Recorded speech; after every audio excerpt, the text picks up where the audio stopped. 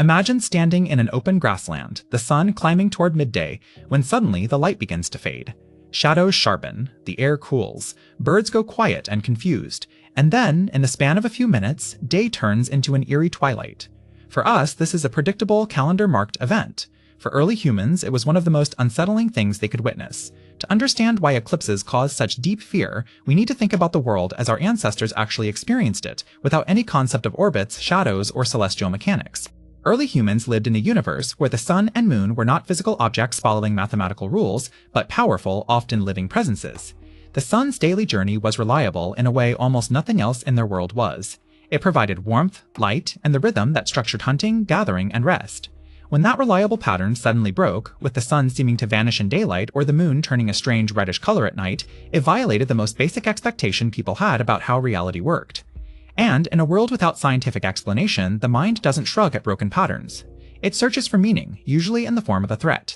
This is a pattern anthropologists find again and again across unrelated cultures worldwide. Groups with no contact with one another independently arrived at strikingly similar interpretations of eclipses. Many believed a great beast was devouring the sun or moon, a wolf, a dragon, a jaguar, a giant serpent. Others believed the sun and moon were fighting, or that the gods themselves were angry, punishing humanity for some wrongdoing. These weren't random superstitions. They were logical conclusions, given the tools people had for explaining sudden, dramatic change, personifying nature and assuming intention behind it. Because an eclipse looked like an attack on the sky, human responses often mirrored what you'd do during any attack: make noise, show force, and try to scare the danger away.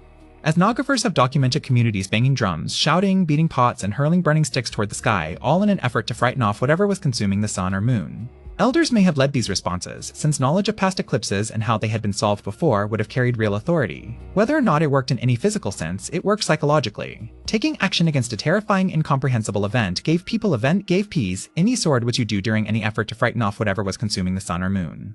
Fear of eclipses wasn't just about the moment itself. Early and ancient societies often linked eclipses to omens about the future, warnings of famine, disease, war, or the death of a ruler. Because eclipses were rare and unpredictable to people without astronomical knowledge, they became prime material for interpretation after the fact. If hardship followed an eclipse, and eventually something always does, the eclipse got the blame, reinforcing the belief for the next generation.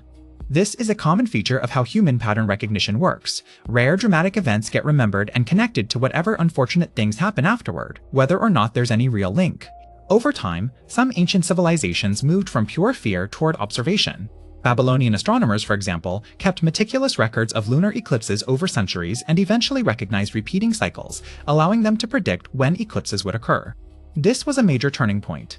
Prediction transformed an eclipse from a terrifying surprise into an expected event that could be prepared for, even if it was still considered ominous. It's a great example of how careful, patient record-keeping, done long before anyone understood why the patterns existed, gradually chipped away at fear with the beginnings of real science. So why does this matter for understanding early humans more broadly?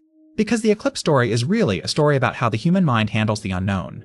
Faced with something inexplicable and threatening, people didn't just freeze. They organized, acted together, told stories that gave the event meaning, and passed down observations that, generation after generation, started forming the earliest seeds of astronomy. The terror of eclipses wasn't a sign of ignorance so much as evidence of a mind constantly trying to make sense of an unpredictable world, using the only tools available at the time: pattern, myth, ritual, and community. Today, we know an eclipse is simply the moon or Earth briefly blocking the sun's light, no monster required.